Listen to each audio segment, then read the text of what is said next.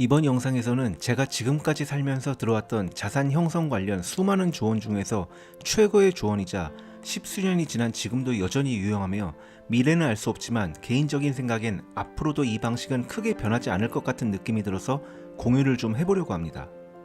제가 정말 질리도록 강조하고 싶은 말은 앞으로 수십억을 어떻게 벌지에 대해 고민을 하지 마시고 처음 1억을 모으는 것에 무조건 집중하라는 겁니다.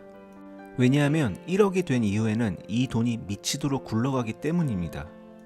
이 문장을 보았을 때 완전히 이해할 수 있는 사람은 생각보다 많지 않습니다. 저 역시 완벽히 이해하지 못한 상태로 그냥 무식하게 모았었거든요.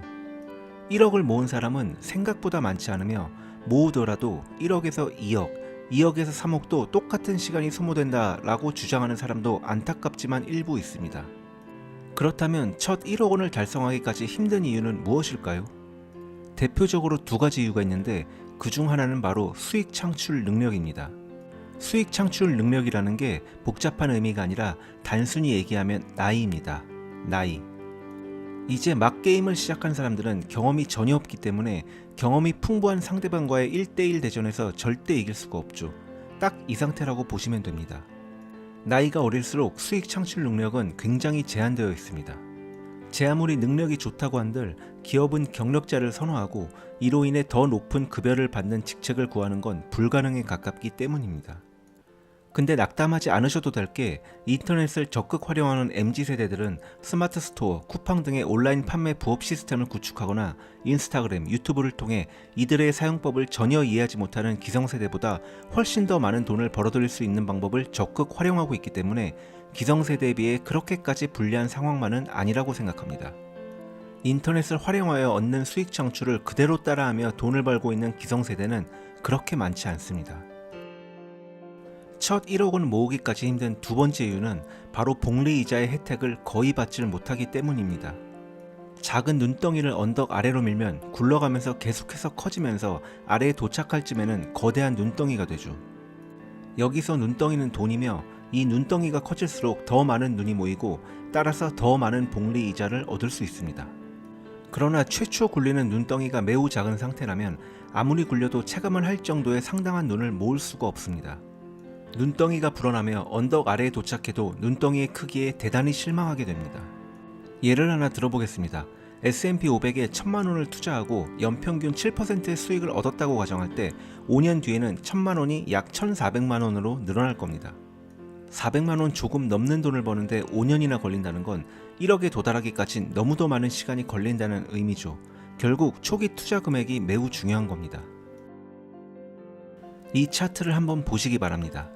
연평균 7%의 수익률로 연간 1000만 원을 투자할 경우 1억 원까지 약 8년 정도가 걸리지만 1억에서 2억까지 도달하는 데는 5년 정도밖에 걸리지 않습니다.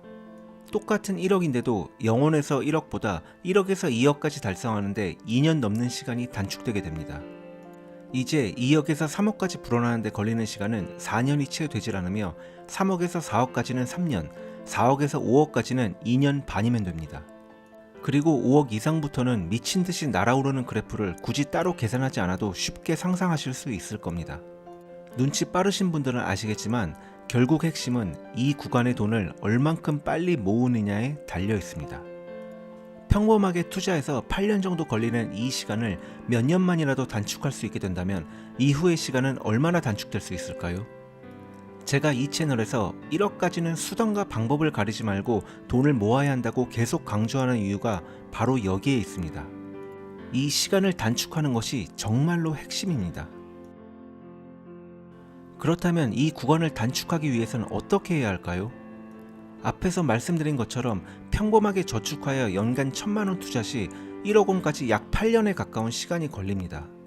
투자 금액이 연간 1000만 원도 안 된다면 이 기간은 더욱 늘어나게 되는 겁니다. 따라서 이 기간을 줄이려면 직장에서 받는 월급 외에 추가 수입원을 반드시 구축해야 하며 이렇게 구축된 수입 파이프가 돌아가기 시작한다면 이 기간은 기하급수적으로 단축될 겁니다. 추가 수입 파이프 구축 관련한 내용은 저희 채널에서 여러 번 말씀드렸으니 이 영상에서 따로 말씀드리진 않겠습니다. 추가적인 수입 파이프 구축 외에 여러분이 알아두시면 유용한 정보 몇 가지를 공유해 드리겠습니다. 가능한 사업자 등록증은 빨리 발급받아 추가적인 수입 파이프 구축에 필요한 비용 처리를 공지하시기 바랍니다. 통장도 홈택스에 등록하시고요. 가끔 직장 다니면서 사업자 등록하다가 회사에서 알게 되면 어떡하냐고 걱정하는 분들이 계신데 이건 정말 쓸데없는 걱정입니다. 설명하자면 좀 긴데 요약해서 말씀드리자면 여러분이 하는 사업 규모가 커져서 직원을 고용하게 되는 상황이 오지 않는 한 회사에서 알 수 있는 방법은 거의 없습니다. 즉, 여러분의 사업이 커져야 회사가 알게 될 것이며 이는 매우 행복한 고민이라고 할 수 있습니다. 냉정하게 말씀드리자면 회사에서 눈치채기 전에 내 사업이 망할 확률이 압도적으로 높으니 그때 가서 걱정하셔도 됩니다. 또 한 가지는 현재 보유하고 있는 부채를 이자율에 따라 우선순위를 정하여 가장 높은 이자율을 가진 부채를 먼저 해결해 주시기 바랍니다. 빚에는 나쁜 빚과 좋은 빚이 있습니다. 여기서 얘기하는 부채는 자동차 할부나 마이너스 통장, 신용카드, 학자금 대출 같은 나쁜 부채입니다. 특히 마이너스 통장은 이자가 복리로 불어나니 최우선적으로 해결해 주셔야 합니다.